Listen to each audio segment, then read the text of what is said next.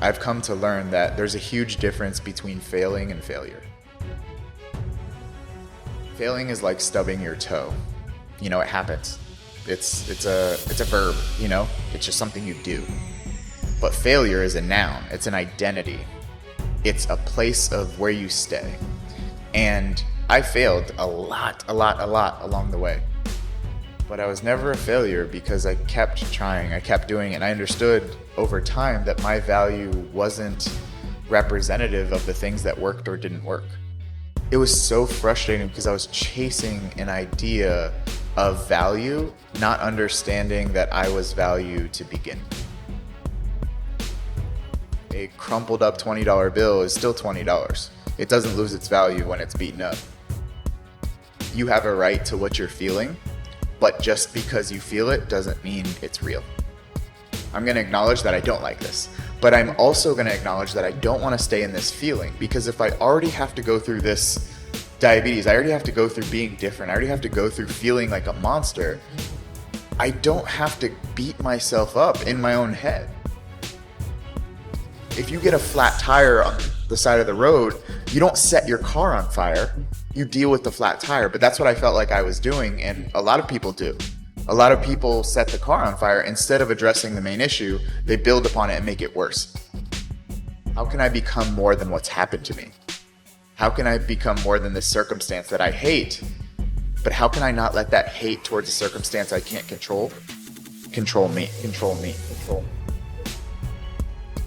Sometimes we get addicted to this, like, making everything beautiful, making everything like amazing. And sometimes we have to be real. Some situations do suck. They do. And we have to allow them to suck and not invalidate the fact that it does suck.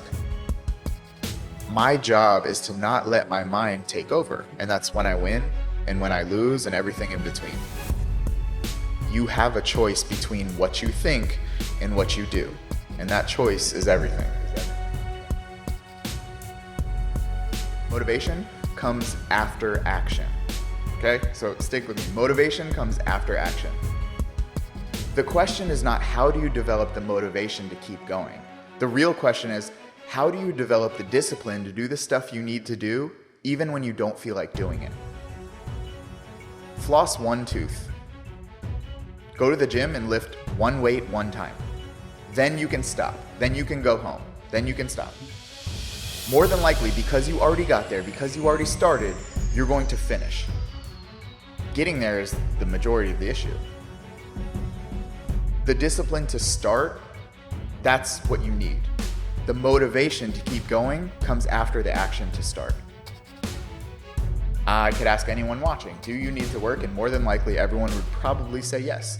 And I will say, no, you don't. That's a lie. That's a lie that you're telling yourself. You don't need to work. You could be homeless. You could give up everything you own and you could live on the streets. You could. So it's not a need, it's a want.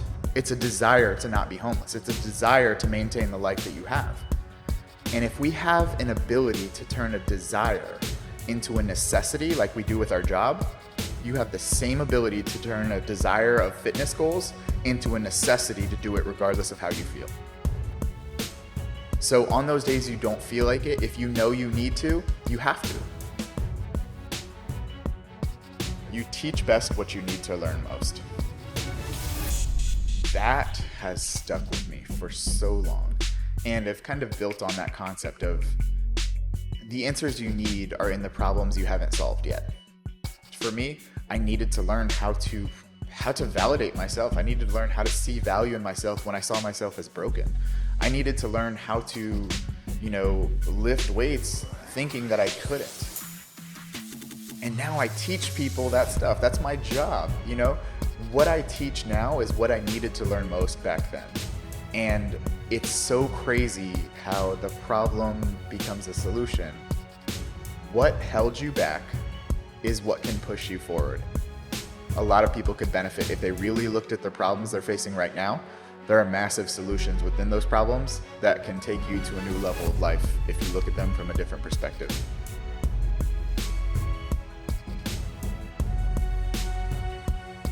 Focus on what you can control. That concept has reduced my stress, has reduced my anxiety, has reduced so much unnecessary worry in my life. You know, so many people be like, oh, Chris, it's easier said than done. Absolutely, that's true. But it's better done than said. If you focus on what you can control, you reduce the energy investment into things you can't. What if I get fired? What happens if my partner leaves me? What happens if my business fails? What if? Okay, you can't control the what ifs. You can't control external circumstances. What I can control is my thoughts, my behaviors, my actions. I can create a plan. I can create an action set. I can do those things. That's what I can control. So when I stop focusing on living life in the back seat and take the driver's wheel of responsibility, and not just responsibility, but responsibility, the ability to respond to anything that happens to me, my life got a lot better. So now I choose to focus on what I can control, not what I can't. I've always wanted to gain the upper hand of situations, and it wasn't until I matured to understand that the only upper hand that matters is having the upper hand over yourself. And I was like, how do I gain the upper hand over myself? How do I gain the upper hand over a situation I have no control of? Well, you go back to that concept that I discussed, focusing on what you can control. From there, I built 5 other concepts, and I built this book to help people simply navigate the struggles of life by internalizing things instead of blaming the outside world, giving you concepts that can help you do something about it.